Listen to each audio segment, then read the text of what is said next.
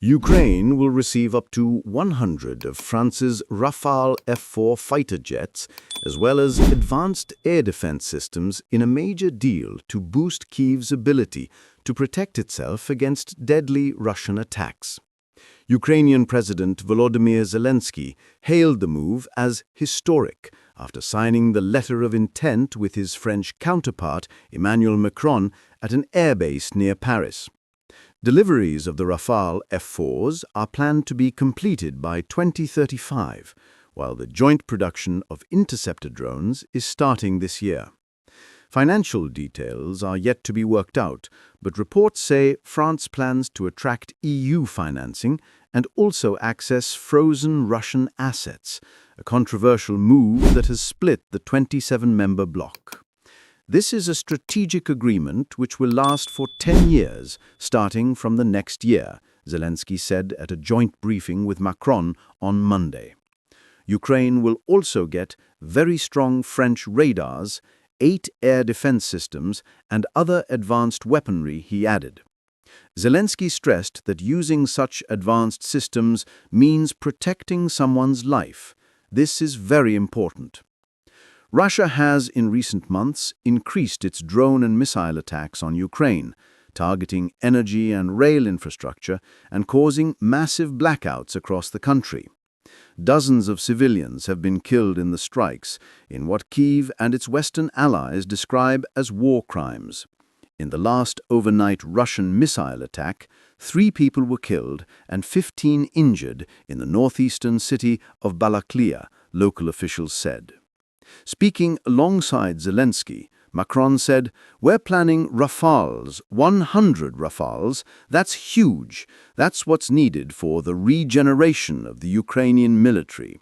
The French president added that he wanted to help Ukraine prepare for whatever was coming next. These fighter jets are seen as crucial to protecting Ukraine's skies because the country is almost powerless in preventing long-range airstrikes on its border towns and cities.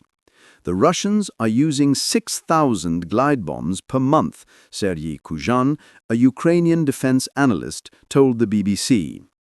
It would be important to have a French air-to-air system with a 200-kilometer range, because Russians have their own system with a range of 230 kilometers. While this announcement between Kyiv and Paris is sizable, Justin Bronk from the Royal United Services Institute, RUSI, pointed out the difference they'll make will depend on the time frame and the missiles that come with them. This is a long-term political agreement rather than a detailed purchase order, so few are expecting this announcement to dramatically change the dynamics of Russia's grinding invasion. The promises of Western military hardware are also only as effective as the training and logistics they come with.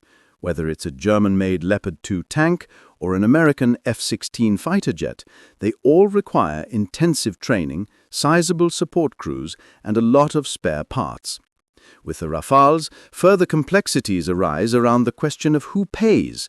It's thought France will dip into its own budget contributions for Kyiv, as well as look at joint EU borrowing mechanisms to help pay for the deal. But what you hear privately admitted in EU's corridors of power in Brussels is that the money is slowly running out. The bloc has agreed to help support Ukraine's battered economy for the next 2 years, but there is less consensus on whether to unlock €140 billion, $162 billion, £123 billion of frozen Russian assets to help support Ukraine financially and militarily. The proposals are currently illegal under international law, and some members are nervous about the prospect of having to pay Russia back when the war ends. Ukraine's Air Force is already using France's Mirage warplanes as well as US-made F-16s. Kyiv has also recently provisionally agreed to obtain Swedish Gripen fighter jets. After France, Zelensky will travel to Spain to seek further military and other support for Ukraine. Over the weekend, he secured a gas deal with Greece. Vital supplies of U.S. liquefied natural gas are now expected to start flowing into Ukraine this winter via a pipeline across the Balkans. Russian President Putin launched a full-scale invasion of Ukraine in February 2022. Russian troops currently control about 20% of Ukraine's territory. Russian troops have been making slow advances along the vast front line, despite reported huge combat casualties.